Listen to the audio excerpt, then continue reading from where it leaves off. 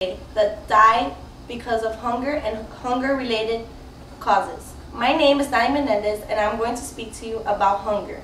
My main points is nutrition, poverty, and some statistics that I found. Hunger is suffered throughout the world.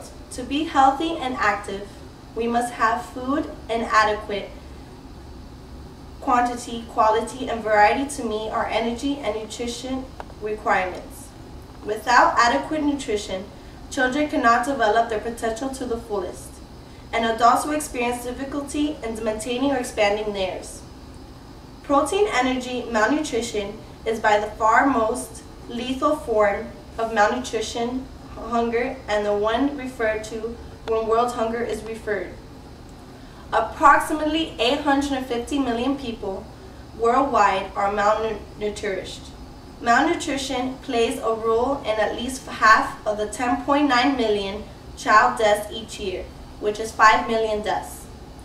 Protein energy malnutrition affects every 4th child worldwide. 150 million, which is 26.7%, are underweight, while 182 million, which is 32.5%, are stunted. Geographically, more than 70% of PEM children live in Asia, 26% Africa, and 4% in Latin America and the Caribbean. We often hear about people's desire to solve world hunger, or to be able to feed the world and help alleviate the suffering associated with it.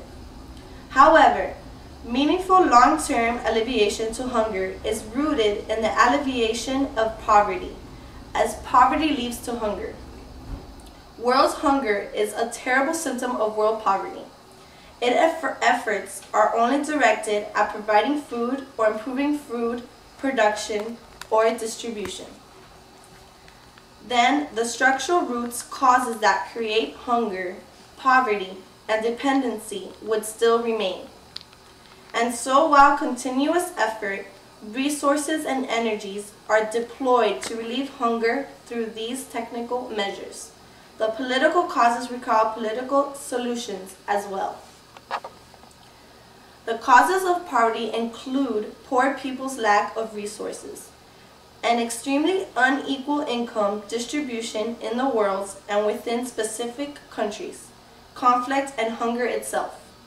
There are an estimated 1.08 billion poor people in developing countries who live on $1 a day or less. Poverty remains an alarming problem in the world's developing regions. By causing poor health, low levels of energy, and even mental impairment, hunger can lead to even greater poverty by reducing people's ability to work. Yet there is plenty of food in the world for everyone. The problem is that hungry people are trapped in severe poverty. They lack the money to buy enough food to nourish themselves. Being constantly malnourished, they become weaker and often sick. This makes them increasingly less able to work, which then makes them even poorer and hungrier. This downward spiral often continues until death for them and their families. In conclusion, the world has enough food to feed everyone in the world. World agriculture produces 17% more calories per person today than it did 30 years ago. Despite a 70% population increase, this is enough to provide everyone in the world with at least 2,720 kilocalories per person per day. The principal problem is that many people in the world do not have sufficient land to grow or income to purchase enough food. Putting an end to hunger starts with ensuring that enough food is produced and available for everyone. However, simply growing enough food does not guarantee the elimination of hunger.